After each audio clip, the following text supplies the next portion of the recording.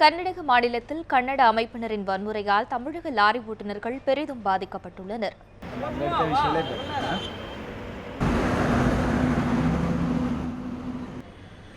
எங்கே பார்த்தாலும் பயங்கரமாக 20 பேர் 30 பேர் வந்து கல் உருட்டுக்கட்டை பெட்ரோல் கேனோடு வராங்க வண்டி கொளுத்துறதுக்கு.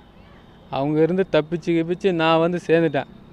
அதுவும் கண்ணாடியெல்லாம் உடச்சி தான் அனுப்பிச்சிருக்காங்க. ஒவ்வொரு இடத்துலையும் அடி தான்.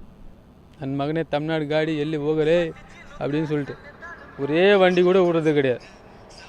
நம்ம டிஎன் வண்டின்னாவே அடி தான். இப்போ நேற்று சாயந்தரம் தப்பிச்சு ஓடி வந்து இங்கே நிற்கிறோம், பார்டரில் வந்து நின்று இருக்கோம்.